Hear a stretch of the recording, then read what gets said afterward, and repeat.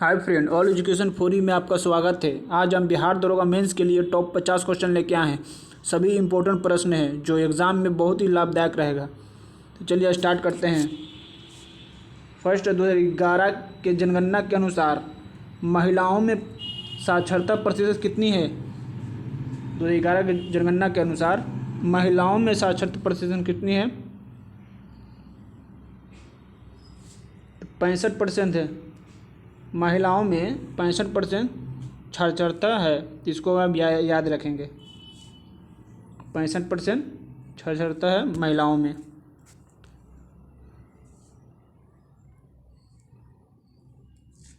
Next, निम्नलिखित में से कौन सा प्राकृतिक पर्यावरण का घटक नहीं है?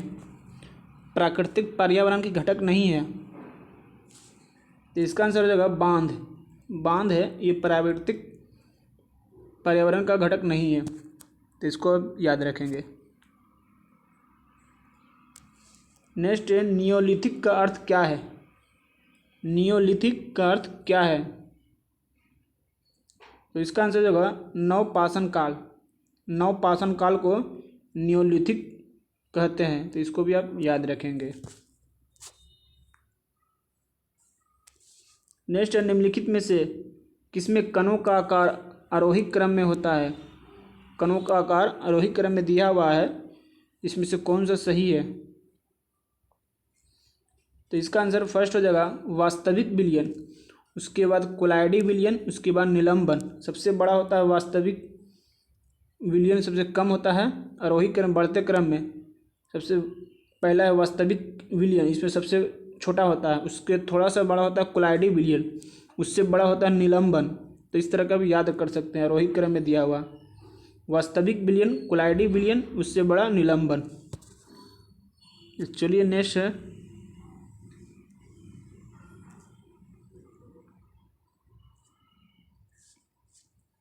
जब किसी वस्तु को ऊर्ध्वाधर ऊपर फेंका जाए तब उच्चतम बिंदु पर वेग का मान क्या होगा?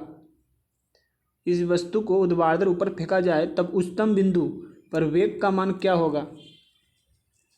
तो ये शून्य हो जाएगा, वेग का मान शून्य हो जाएगा, तो इसको याद रखेंगे। नेक्स्ट फफूंदी है। फफूंदी क्या है?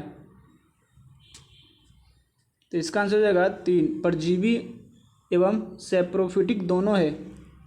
परजीवी भी है फफूंदी और सैप्रोफिटिक भी है, दोनों है, तो इसका आंसर 3 हो जाएगा। इसको आप याद रखेंगे। नेक्स्ट, पेट्रोल के प्रभावी आसवन द्वारा निम्नलिखित पदार्थों एक के बाद एक निकलते हैं। पेट्रोल के प्रभावी आसवन द्वारा, तो इसका आंसर हो जाएगा 4। नेफ्ता निकलेगा, उसके बाद डीजल ऑयल, उसके बाद केरोसिन। इस तरह के निकलते हैं एक के बाद डीजल में, नेफ्ता, डीजल ऑयल, केरोसिन। तो पेट्रोल के प्रभावी आसवन द्वारा इस तरह का निकलेगा, इसका आंसर 4 हो जाएगा, तो इसको आप याद रखेंगे। नेक्स्ट, बिहार का कौन सा जिला निम्नतम जनसंख्या घनत्व वाला जिला है? निम्नतम जनसंख्या घनत्व वाला जिला है, तो इसका आंसर हो जाएगा कैमूर। कैमूर में सबसे न्यूनतम जनसंख्या वाला घनत्व वाला जिला है, तो इसको याद रखेंगे। नेक्स्ट है, समुद्रगुप्त को भारत का नेपोलियन किसने कहा था? भारत का नेपोलियन समुद्रगुप्त को कहा जाता है, लेकिन किसने कहा था? तो इसका आंसर हो जाएगा 2, विसेंट स्मिथ। विसेंट स्मिथ को भारत का नेपोलियन कहा था समुद्रगुप्त को, इसको आप याद रखेंगे। नेक्स्ट है, 1528 ईस्वी में खतौली का युद्ध किसके किसके बीच हुआ था? खतौली का युद्ध किसके किसके बीच हुआ था 1528 में? इसका आंसर हो जाएगा 2, राणा सांगा और इब्राहिम लोदी के बीच। राणा सांगा इब्राहिम लोदी के बीच खतौली का युद्ध हुआ था, तो इसको भी आप याद रखेंगे। नेक्स्ट है, waiting for the Mahatma. Waiting for the Mahatma पुस्तक के लेखक कौन है? तो इसका आंसर हो जाएगा आर के नारायण। आर के Narayan waiting for the Mahatma पुस्तक के लेखक है, तो इसको भी आप याद रखेंगे।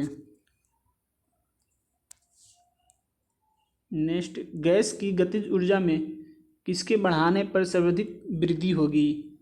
गैस की गतिज ऊर्जा में किसके बढ़ाने पर सर्वाधिक वृद्धि होगी? तो ये वेग को बढ़ाने पर गतिज ऊर्जा वृद्धि होगी गैस की, तो इसको भी आप याद रखेंगे, वेग।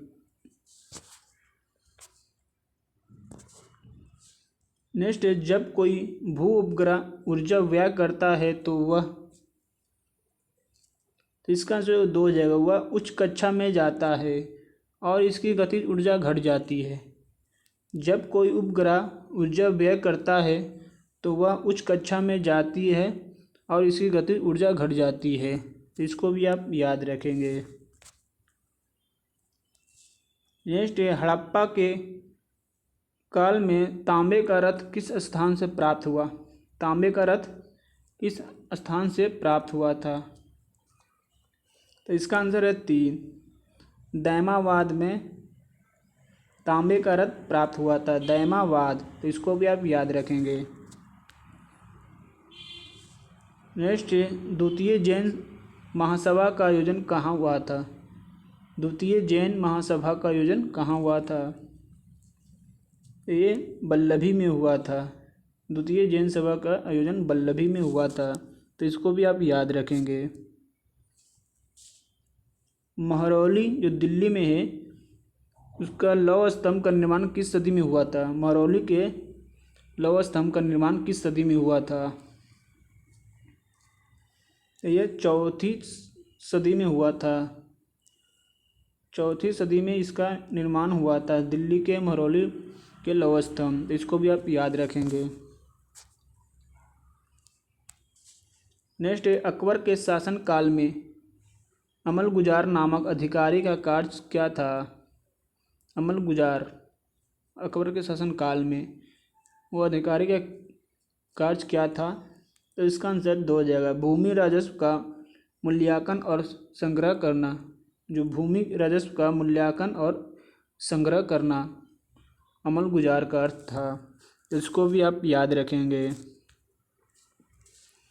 नेक्स्ट है, कैप्टन विलियम हॉकिंग किस जहाज़ से भारत पहुंचा था? विलियम हॉकिंग्स, तो इसका आंसर 3 हो जाएगा, हेक्टर। हेक्टर नामक जहाज़ से भारत पहुंचा था विलियम हॉकिंग, तो इसको भी आप याद रखेंगे। नेक्स्ट है, रामकृष्ण परमहंस का मूल नाम था? रामकृष्ण परमहंस का मूल नाम क्या था? तो इसका आंसर हो जाएगा 2, गदाधर चट्टोपाध्याय। गदाधर चट्टोपाध्याय रामकृष्ण परमहंस का नाम था, तो इसको भी आप याद रखेंगे। नेक्स्ट है, प्राचीन नगर तक्षशिला निम्नलिखित में से किसके किसके बीच स्थित है?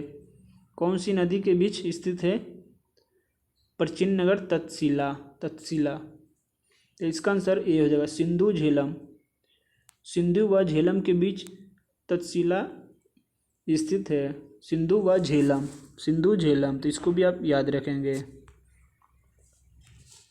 नेक्स्ट है, बाघ गणना रिपोर्ट 2019 के अंतर्गत भारत में कुल बाघों की संख्या कितनी है?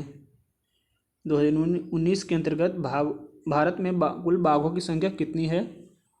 तो इसका आंसर हो जाएगा ये 2987, 2967, 2967 है, 2967 कुल बाघों की संख्या, तो इसको भी आप याद रखेंगे।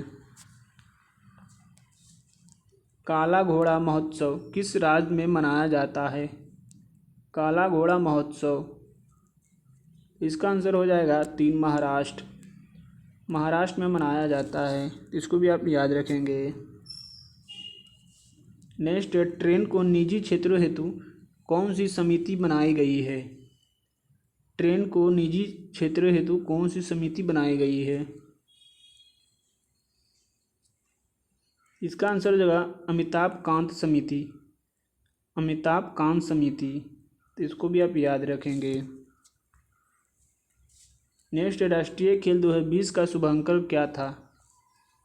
राष्ट्रीय खेल 2020 का शुभांकर क्या था। तो इसका आंसर हो जाएगा बुलबुल और रूबी गुल। बुलबुल और रूबी गुल, तो इसको भी आप याद रखेंगे। नेक्स्ट है मुगल काल में दीवान किस विभाग से संबंधित था। मुगल काल में दीवान किस विभाग से संबंधित था। तो इसका आंसर हो जाएगा आय व्यय विभाग। आय और व्यय विभाग, तो इसको भी आप याद रखेंगे।